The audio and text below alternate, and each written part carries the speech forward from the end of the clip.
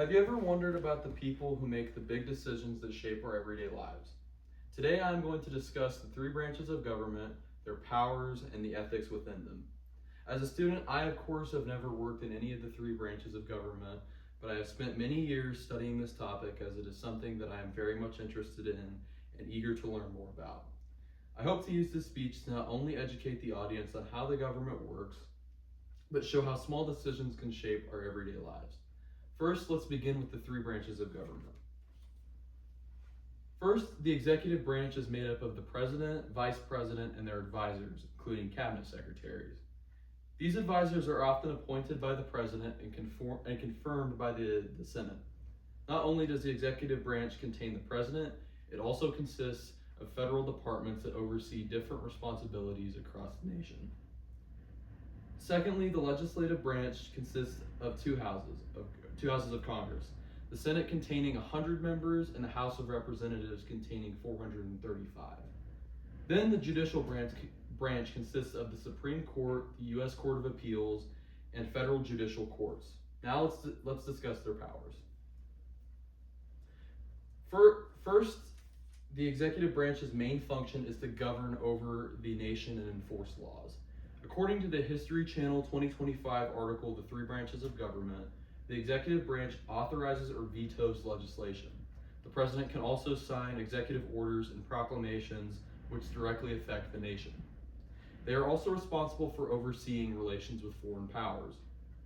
A president and vice president are elected every 4 years through a system called the Electoral College, where electors from each state pledge to vote for a candidate that the majority of the people in their state voted for.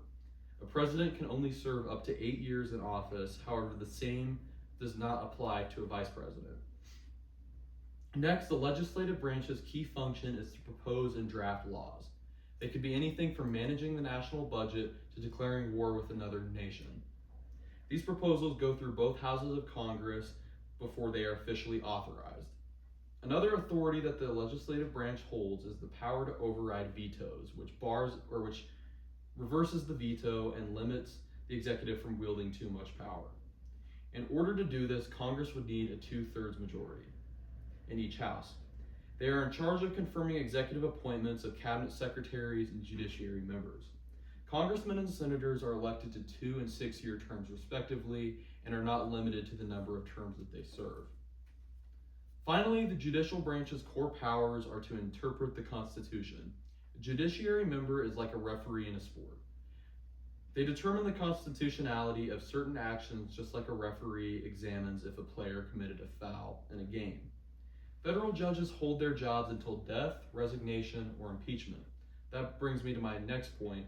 Finally, let's discuss the ethics and consequences in the branches of government.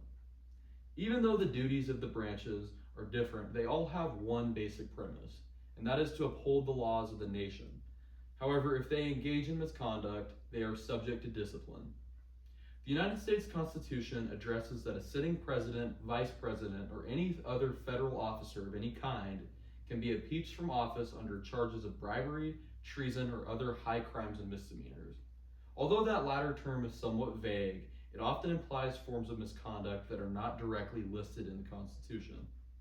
What's important to note is that impeachment does not necessarily mean that they are removed from office. According to the 2021 House of Representatives article on impeachment, the process begins when a member of the House brings articles of impeachment against any federal official. Once those articles have been initiated, the House of Representatives votes on them. If it passes, they are impeached, although they are not removed from office. It is in the Senate where where an official can actually be removed through trial. There is the threat of censure, which according to the 2018 article in the House of Representatives on discipline and punishment is a shaming tool. When the censure resolution is approved, the official is brought to the House as the resolution is read in front of them by a presiding officer or Speaker of the House. There is expulsion, where Congress can vote to expel a member of Congress with a 2/3 majority. When applying these processes, real-life examples may come to your mind.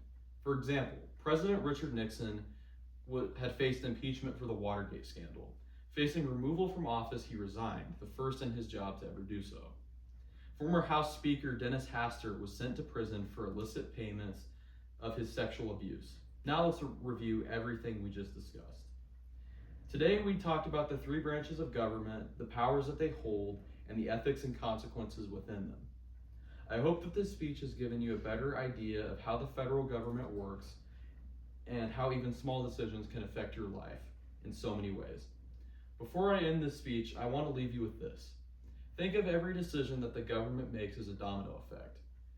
No matter how big or small decisions they all fall flat like dominoes and create a bigger, more significant impact than one thinks. Thank you. You're gonna wait.